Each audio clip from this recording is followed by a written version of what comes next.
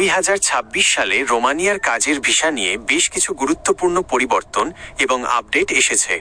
আপনি যদি রোমানিয়া যাওয়ার পরিকল্পনা করে থাকেন তবে নিচের তথ্যগুলো আপনার জন্য অত্যন্ত জরুরি।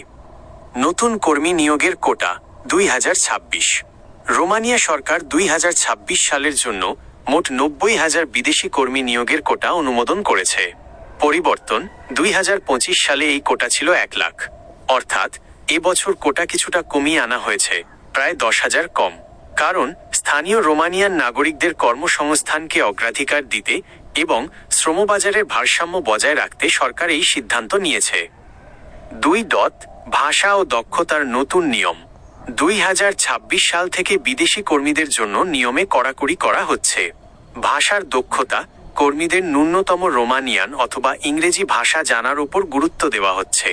মানব পাচার রোধ এবং কর্মীদের কর্মক্ষেত্রে শোষণ থেকে বাঁচাতে এই নিয়ম আনা হচ্ছে। এজেন্সি মনিটরিং, রিক্রুটিং এজেন্সিগুলোকে আরও কঠোরভাবে পর্যবেক্ষণ করা হচ্ছে যাতে কোনো কর্মী প্রতারণার শিকার না হয়। 3. ভিসা আবেদন ও প্রক্রিয়াকরণ বাংলাদেশি নাগরিকদের জন্য। বাংলাদেশে রোমানিয়ার কোনো পূর্ণাঙ্গ দূতাবাস না থাকায় এখনও ভারতের নয়াদিল্লিতে অবস্থিত রোমানিয়ান দূতাবাস থেকে ভিসা সংগ্রহ করতে হয়। ওয়ার্ক পারমিট, আপনার নিয়োগকর্তা রোমানিয়া থেকে আপনার জন্য ওয়ার্ক পারমিট সংগ্রহ করবেন। সময় লাগে 30-45 দিন। ভিসা আবেদন, পারমিট পাওয়ার 60 দিনের মধ্যে ভিসার জন্য আবেদন করতে হবে, অন্যথায় পারমিটটি বাতিল হয়ে যাবে। খরচ, সাধারণত লং টার্ম ওয়ার্ক ভিসার ফি প্রায় 18,000 থেকে 20,000 টাকার আশেপাশে, যা দিল্লিতে জমা দিতে হয়।